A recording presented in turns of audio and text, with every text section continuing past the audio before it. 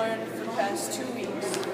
We've learned a lot of stuff and it contributed to making our car. We also learned of the problems using fossil fuels, and that gave us our motivation to make this car. Some of the problems are fossil fuels are non-renewable, so it takes a really long time for them to get back. Fossil fuels are increasingly expensive because of the tensions in the Middle East. Fossil fuels contribute in a negative way to the greenhouse effect. The gases that are released from burning coal, petroleum, and other fossil fuels go up into the air and destroy the ozone layer, which is bad for the Earth. Fossil fuels can cause harmful effects to humans, animals, and plants, so our pets and us. Like in China and Africa, in the Asian countries, they have problems with acid rain. It's where all the coal from all the coal factories, all the sulfur and other gases released by burning go up into the atmosphere and get into the rain. When it rains, it's like acid. It could actually burn your hair off. It's a huge problem. So our motivation for the solar car was our solar energy is renewable, reliable, and safe. Oil and coal will likely run out in the next 150 to 200 years, and the sun will last for billions. Oil is very expensive, and the U.S. mostly imports it from other countries in the Middle East. And due to tensions, they are getting increasingly expensive. Solar energy is eco-friendly, not putting any more gases into the atmosphere. It just contributes to it, which is really good. And now we have Peter talking about what we've learned over one of the 3 days. Well, day 1, we learned about photosynthesis and cellular respiration. We also learned about biology and how humans and plants live and produce glucose through a cycle. It helped our solar carbon maverick because we knew we had to get as much sun as possible because it's our energy source, it's how us moves. And we had to design it to get the most energy possible. So day 2, we learned about chemistry, how elements turn into compounds, and compounds are turned into molecules. And through chemistry, solar panels, they convert sunlight into usable electricity that powers the car and makes it move. Day 3, we learned about how energy is stored. And in humans, energy is stored in their fat, while in plants, energy is stored in their glucose. So we also had an experiment using a piece of wire, a box, and a nail. And we had to spin the nail as fast as we could to generate the most electricity in volts. And design and use electricity through the wires connected to get energy benefits.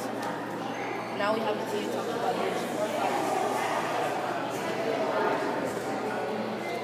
On day 4, we learned about fossil fuels.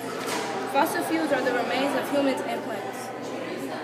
And fossil fuels are not a renewable resource. So that means once you use it, it's done for us. On day 5, we learned about different kinds of energy. This activity helped us to angle the panels on our car. On day 6, we learned that friction and speed were all designs of a car. These lessons taught us to be smart and very strategic, and the amount of money we spent, and about the money we spent on our car. Thank you. We're gonna have David talk about it. Now here comes the math of the car.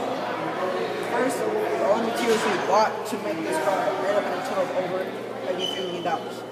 Now, even with all the parts we bought, we not being used for all. So we use like half the materials for our final design, and have a total manufacturing cost of over $25,000. Now, multiply that by 1.5 to get the retail price you see in stores of over $37,000. Now, with the manufacturing cost and the retail price plus tax coming as a factor together, we have a total of over $22 million per year for 3,000 cars we sell every year. Now, the net present value, you're in debt for making this car with negative $83 million. So in year 10, we are not even, we're almost there breaking even for the debt we owe, but we're not doing it. That's when it comes to the breakthrough report of year 12 when we take all the money we have and bring projects. Thank you for listening to our presentation. If you have questions to ask, please don't feel free to ask. Excuse me. You're gonna pass around. Yeah.